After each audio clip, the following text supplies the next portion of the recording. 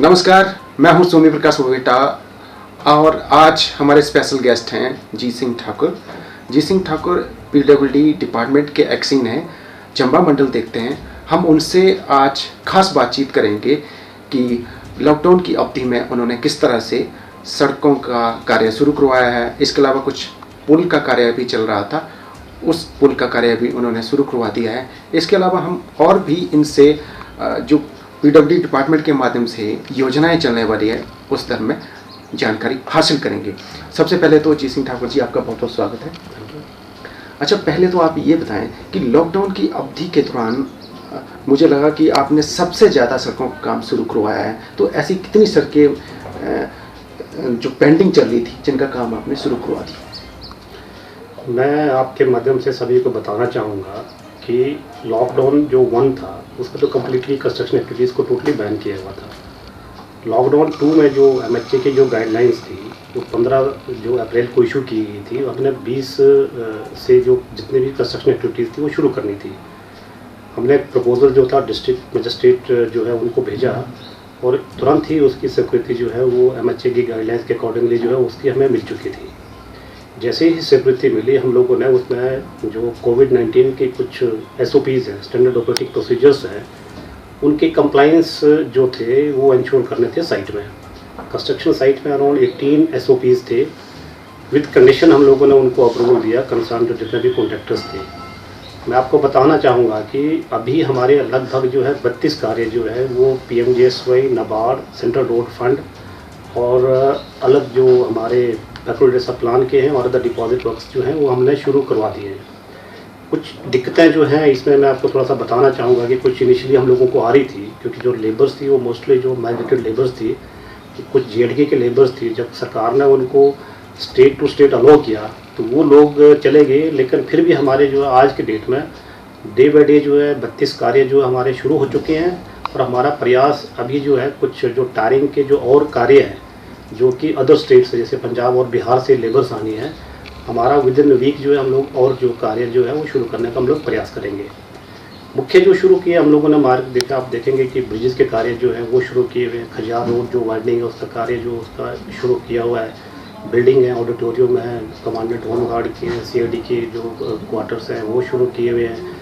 आपके जो जितने भी जो डाडरी रोड है, फिर आपके जो सिलाघाट एक ऑयल सड़क है, लगा पेटी बाला सड़क है, उसका कार्य चला हुआ है। खजियार के लिए चला हुआ है। पनेला गथरेड़ जो सड़क है उसमें हम लोगों ने टायरिंग का कार्य शुरू किया हुआ है। चनेर चंदौली का कार्य शुरू किया हुआ है। ऐसे लगभग मैंने बताया आपको 32 सड़कें, पुल और जो बिल्डिंग है उनका कार्य हम लोगों ने शुरू किया हुआ है।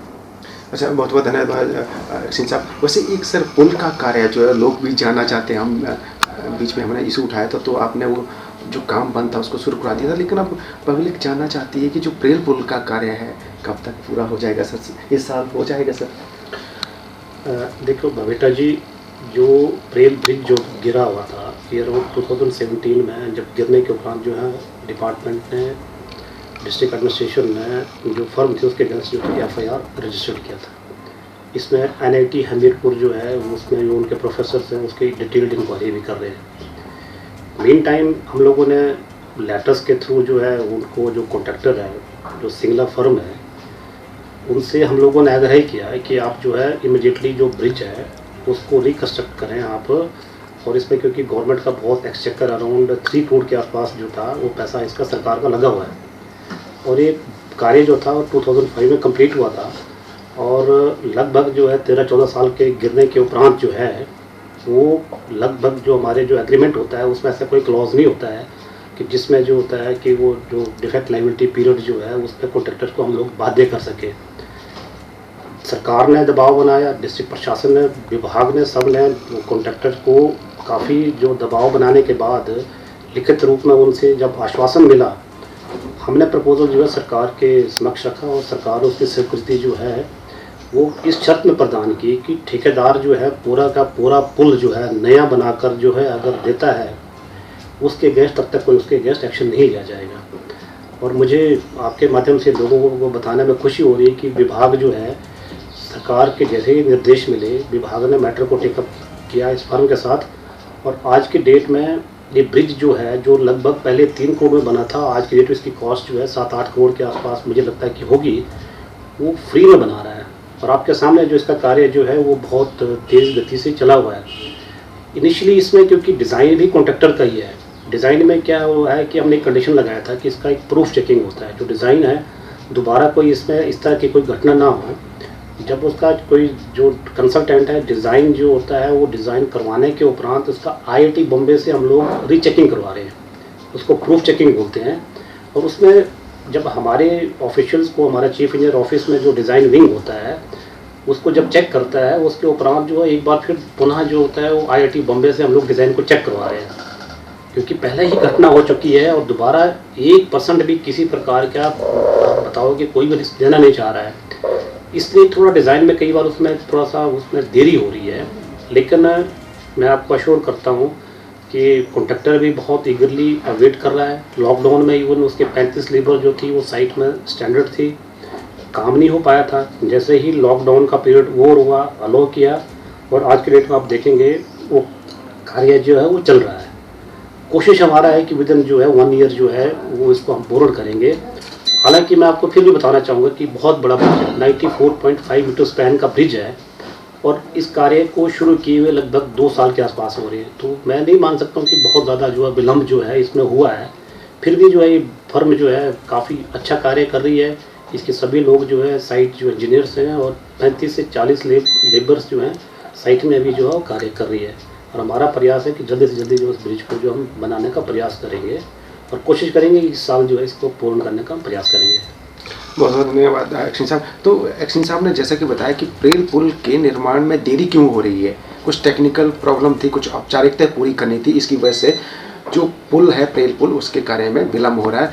और मैं आपको यहाँ पर स्पष्ट करना चाहता हूँ, एक्सिन चंबा के प्रयासों से ये जो पुल है इतनी जल्दी से कार्य शुरू हुआ है। अदरवाइज अगर कोई यहाँ कोई और होता तो शायद इतनी जल्दी ये कार्य शुरू नहीं होता, क्योंकि इसमें कुछ टेक्निकल दिक्कत रहती है और उस टेक्निकल दिक्कत को एक एक्सपर्ट ही पूरा कर सकता है। और इनको सरकार का भी पूरा सहयोग रहा, लेकिन सबसे ज़्यादा एफर्ट एक्सिन चंबा के प्रेल पुल के कार्य को शुरू करवाने में रहे हैं। जैसा कि इन्होंने कहा कि ये जो पुल का कार्य चल रहा है और बहुत जल्द ये जो पुल है बनकर तैयार हो जाएगा। अच्छा, वैसे तो सर आप बड़ा अच्छा कार्य कर रहे हैं, इसलिए आपको सरकार भी सम्मानित कर चुकी है और अन्य संस्थाएं भी सम्मानित कर रही हैं। और आपका जो एक सहो रोड है उसको लेकर काफ़ी तारीफ हो रही है, इसके लिए आपको बधाई दी जानी चाहिए। और इसी तरह से कुछ और रोड के कार्य भी हैं सर, वो जैसे खजियार का रोड का कार्य कब पूरा हो जाएगा, और जो कुछ आपने चला रखे हैं सर उसमें कुछ अवधि कुछ डिले भी हो रही है, तो किस वजह से हो रहा है सर थोड़ा सा? उससे पहले मैं आपको थोड़ा सा बताना चाहूँगा कि प्रेल ब्रिज के बारे में जो क्योंकि आपके माध्यम से पब्लिक सभी जो है वो जानकारी चाहते हैं, तो हमारा तो क्योंकि एक अधिकारी होते हुए मेरा एक ड्यूटी बनती है कि मैं सरकार के जो दिशा निर्देश हैं उनका मैं पालन जो है वो कर सकूं। इसमें जो स्थानीय विधायक हैं उनका बहुत ज़्यादा सहयोग रहा, सरकार से इस पर बार बार दिशा निर्देश आ रहे हैं। हमारे जो उच्च अधिकारी हैं उन्होंने बार बार जो हमें डायरेक्शन दी है कि इसको किसी प्रकार जो है ये ब्रिज जो है ये बना होना चाहिए।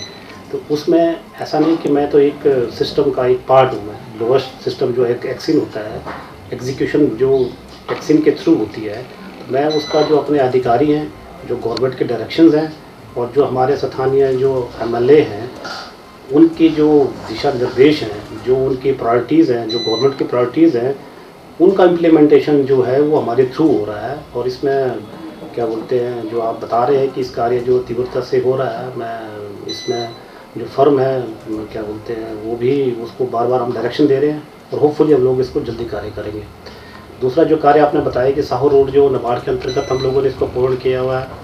खजियार रोड का टारगेट जो हम लोगों ने इसमें, क्योंकि बहुत ज़्यादा प्रोमोशन कटिंग इन्वॉल्व है, 19 किलोमीटर का रोड जो है वो बनना है, इसमें वाइडनिंग होना है, मेटलिंग टारिंग होगी इसमें, और साथ में इसमें क्रैश बैरियर्स भी लगाने हैं। तो लगभग 2 साल का समय हम लोगों ने रखा हुआ है। बहुत इसमें हार्ड रॉक इन्वॉल्व है, काफ़ी थोड़ा डिफ़िकल्टी भी है कंस्ट्रक्शन में, ट्रैफिक का मूवमेंट बहुत है इसमें, और कई बार तो हम लोगों को 2-3 घंटे से ज़्यादा इसमें कार्य करना जो है मुश्किल पड़ जाता है। बहुत ज़्यादा ट्रैफिक होती है, हमें काम जो है कार्य जो है काम बंद करना पड़ता है। फिर भी मैंने डायरेक्शन दी है कॉन्ट्रैक्टर को और विद इन 2 ईयर्स जो है एक बहुत अच्छा रोड जो है हमारा प्रयास रहेगा। जैसे साहो रोड बना उससे भी अच्छा रोड जो है खजियार तक हम बनाने का प्रयास करेंगे। एक साथ साथ में बताना चाहूँगा, शायद जो आपका जुमहार रोड है, लोग आजकल शायद बहुत ज़्यादा लोग जो है जुमहार नहीं गए हैं, तो जुमहार रोड मैं आपके माध्यम से लोगों को बताना चाहूँगा कि विद इन 4 या 5 मंथ्स में इसको भी हम बहुत अच्छा जो जितना वाइडनिंग पॉसिबल है, हालांकि ये कोई मेजर डिस्ट्रिक्ट रोड नहीं है, ये कोई नेशनल हाईवे नहीं है, लेकिन रूरल रोड होते भी हम लोग इसको अच्छा रोड जो है जितना एक मिनिमम स्टैंडर्ड का होगा, इसमें जो नैरो कर्व से हमने उसका वाइडनिंग करके रखा हुआ है, वो करवाया हुआ है कॉन्ट्रैक्टर से। जो विड्थ नैरो थी वो की हुई है, मेटलिंग टारिंग किया हुआ, और साथ में इसमें क्रैश बैरियर्स वगैरह जो ब्लैक स्पॉट्स वगैरह हैं ताकि कोई एक्सीडेंट ना हो, क्योंकि इसमें बहुत स्टीप ग्रेडियंट है, बहुत चढ़ाई जो है उसमें होती है, पहले बहुत एक्सीडेंट हुए थे। तो सरकार ने जो इसके नबार्ड के अंतर्गत स्वीकृति दी है, तो इसको हम इस साल पूर्ण कर लेंगे और एक बहुत अच्छा टूरिस्ट प्लेस जो एक जुमहार में है, वहाँ पर लोग जो है सेफ्टी से सेफली जो है वो जा सकेंगे। अच्छा, बहुत बहुत धन्यवाद सर, जो आपने बताई चीज़ें कि जो जुमहार है उसको टूरिस्ट पॉइंट ऑफ व्यू से ऐसा तैयार किया जा रहा है और सड़क भी वहाँ पर बहुत अच्छी होने वाली है। तो ये जो पीडब्ल्यूडी डिपार्टमेंट का अच्छा प्रयास है, इसके लिए भी एक्सीन साहब बधाई के पात्र हैं। साथ ही सर एक चंबा में कुछ एक दिक्कत रहती है कि जब भी एक्सीडेंट होता तो या तो अखबार वाले लिख देते हैं कि साइड पैरापेट होते तो किसी की जान ना जाती है, एक्सीडेंट ना होता है। तो सर ऐसी को पैरापेट का प्रावधान है या क्रैश बैरियर का जहाँ पर नहीं है? तो बेटा जी, मुझे लगता है कि लोग जो हैं वो क्या बोलते हैं, उनकी जो एक्सपेक्टेशंस हैं डिपार्टमेंट से वो होनी भी चाहिए, और उसमें हम लोग प्रयास भी कर रहे हैं। मैं अपने डिवीजन की बात करूं तो इसमें अराउंड 242 ब्लैक स्पॉट, उसमें चुनाव का पहले पार्ट भी हमारा था। वो 242 में अब जो चंबा का पार्ट है उसमें जो ब्लैक स्पॉट आइडेंटिफाई होते हैं वो डिपार्टमेंट पुलिस का होता है, पीडब्ल्यूडी का होता है, और देन एक अनदर एजेंसी है, एक प्राइवेट एजेंसी है, वो करती है। मेरे डिवीज़न की अगर आप बात करें, जो ऑन रिकॉर्ड 112 जो ब्लैक स्पॉट्स थे उसमें हम लोगों ने 92 को इम्प्रूव कर लिया है। अगर 92 की आप बात करें, जो बहुत बड़े बड़े ब्लैक स्पॉट्स थे, मछाली माता जो साहो रोड में है, आपने देखा होगा कि विद इन 1 मंथ हम उसको कंप्लीट करने जा रहे हैं। राट घाट जो कई सालों से जो एक ब्लैक स्पॉट बना हुआ था, यहाँ पर जब भी बारिश होती थी, बर्फबारी होती थी, इसमें लैंडस्लाइड आता था और हमेशा ये कट ऑफ भी रहता था और साथ में एक्सीडेंट प्रोन हो चुका था। आपको मैं बताना चाहूँगा, आपके माध्यम से लोगों को भी बताना चाहूँगा कि राट घाट का कार्य जो है 1 मंथ के अंदर अंदर हम इसको कंप्लीट करने हैं। ये कोई छोटे प्रोजेक्ट नहीं थे कि ब्लैक स्पॉट अराउंड 100-150 मीटर जो ब्लैक स्पॉट थे, जिसमें काफ़ी ज़्यादा जो था रिटेनिंग वॉल जो थी वो अराउंड 7, 8, 10, 15 मीटर हाइट की रिटेनिंग वॉल हम लोगों ने लगाई हुई है। और अगर कभी भी आप साहो रोड में अगर आप जाएंगे तो मछाली माता में देखेंगे कि वहाँ हमेशा ही बहुत ज़्यादा एक्सीडेंट हो रहे थे, और अब मुझे होपफुली लगता है कि बहुत अच्छा रोड जो हम लोग बनाने जा रहे हैं, उसको ब्लैक स्पॉट को इम्प्रूव करने के उपरांत जो है सभी लोग जो हैं वो सेफली जो है अपने घरों में जा सकते हैं। अदरवाइज़ पहले उस जगह में बहुत सारे एक्सीडेंट जो है वो जो हिस्ट्री है वो बताती है हुए हैं। बहुत बहुत धन्यवाद सर। एक सर कोई भवन बन रहा है पीडब्ल्यूडी डिपार्टमेंट उसको देखरेख में बन रहा है, वो किस तरह का भवन होगा सर?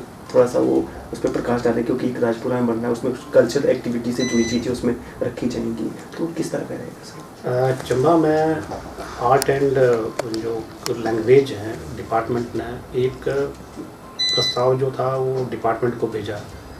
वो डिस्ट्रिक्ट हेडक्वार्टर्स में वो इंडोर ऑडिटोरियम बनने हैं, उसमें अराउंड 550 की कैपेसिटी का ऑडिटोरियम हम लोग बनाने जा रहे हैं। एक कॉन्ट्रैक्ट जो है हमने थ्रू ई प्रोक्योरमेंट के ऑनलाइन टेंडर्स के थ्रू जो है वो कॉल किया हुआ था, और इसको अवार्ड करने के उपरांत जो आजकल जो काफ़ी इसका वार फुटिंग में काम चला हुआ है। इससे एक तो वहाँ पर डोरमेट्रीज का प्रोविज़न भी है, जो बाहर से कई भी लोग जो आएंगे वो वहाँ पर उनका बैठने का प्रोविज़न भी है, पार्किंग का है, और 550 के आसपास जो है वो सीटिंग कैपेसिटी भी है। एक अपनी तरह का बहुत ही मॉडर्न जो है ऑडिटोरियम जो हम लोग बनाने जा रहे हैं। और चंबा में मुझे लगता है कि सबसे बड़ा भवन जो है कॉस्ट वाइज भी, और बहुत बड़ा भवन जो है ये बनने जा रहा है, और हमारा प्रयास है कि विद इन 2 साल के अंदर अंदर जो है इसको हम लोग जो है उसको पूर्ण करेंगे। अच्छा सर, ये जो हम बता रहे हैं अपने दर्शकों को, ये बहुत बड़ा भवन है और चंबा जिले में ये इस तरह का जो भवन बन रहा है, जैसा कि एक्शन साहब ने बोला, ये बहुत बड़ा भवन होगा, तो इसकी बहुत अच्छी सुविधाएं लोगों को मिलने वाली है। इसी के साथ सर, जो साच पास का रोड है, हम देख रहे थे, आप वहाँ सोशल मीडिया में वायरल हुआ आपका फोटो कि वहाँ पर खुद गए थे जायजा लेने के लिए, तो कब तक वो खुल जाएगा सर रोड? बबीता जी, जो साच पास थोड़ा सा, क्योंकि कई लोगों को जानकारी नहीं होती है, साच पास बेसिकली इसकी जो हाइट है साच पास दर्रा की वो 14,500 फीट है, और पांगी से चंबा जो डिस्ट्रिक्ट हेडक्वार्टर है 172 किलोमीटर का सिर्फ डिस्टेंस है। अगर आप वाया JNK जो है वो डिस्टेंस को देखेंगे अराउंड 530 किलोमीटर्स है, और वाया लाहौल स्पीति जो है जाना पड़ता है वो अराउंड 600 या 650 किलोमीटर्स के आसपास जो उसका डिस्टेंस जो है ना कवर करना पड़ता है।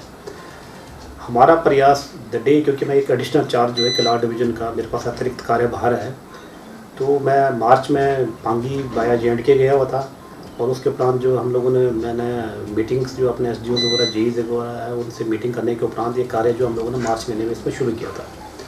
मेरा प्रयास था कि इस साल इसको मई महीने में 15 मई से पहले खोलने का प्रयास किया था, लेकिन सब आप लोगों को जानकारी है कि इस साल जो है बहुत ज़्यादा बारिश और बर्फबारी हो रही है। इसकी वजह से जो हमने ग्लेशियर्स जो थे, इवन जो बैरागढ़ साइड से अराउंड 15 किलोमीटर जो हमने ग्लेशियर्स रिमूव किए हुए थे, वो दोबारा बर्फबारी की वजह से दोबारा जो है उसमें ग्लेशियर्स और अवलांचेस आने के बाद वो हमें दोबारा रिमूव करना पड़े। साथ में अगर पांगी से बात करें तो वहाँ पर भी एक ग्लेशियर, मर्थालो ग्लेशियर जो था, जो हमें 3 बार इसको रिमूव करना पड़ा। अगर ये सारी परिस्थितियाँ अगर नहीं आती, इस तरह की प्रॉब्लम्स हमें नहीं आती, तो मेरा जो टारगेट था, मुझे लगता है कि हम लोगों ने पहली बार जो था मई महीने में 15 मई तक हम लोगों ने इसको कोशिश किया था कि इसको हम लोग ट्रैफिक जो है उसमें चलाने का प्रयास करेंगे, इसको ओपन करेंगे। लास्ट ईयर अगर आप हिस्ट्री देखेंगे तो ये 28 जून के आसपास इसको लाइट मोटर व्हीकल के लिए खोला गया था, उससे पहले जुलाई फर्स्ट वीक में खोला गया था। इस साल जो है, क्योंकि गवर्नमेंट ने भी हमें डायरेक्शन दी हुई है, हमारे जो उच्च अधिकारी उन्होंने भी डायरेक्शन दी है, रेजिडेंट कमिश्नर जो हैं वो हमेशा ही उस बारे में बार बार जो है वो डायरेक्शन दे रहे हैं। जो स्थानीय बरमौर कॉन्स्टिट्यूंसी के जो MLA हैं वो बार बार जो है वो हमें डायरेक्शन दे रहे हैं। डिप्टी कमिश्नर जो हैं वो बार बार ये बता रहे हैं कि बहुत से लोग जो हैं पांगी के चंबा फंसे हुए हैं, उनको 2-2 दिन जो है वाया कुल्लू से जाने में उनको लग रहे हैं। तो कोशिश हम लोगों का, मैं बताना चाहूँ कि हमारे लोग जो है वो कैंप जो है पांगी साइड से देखा जाए तो कैंप जो है मर्थालों में किए हुए हैं।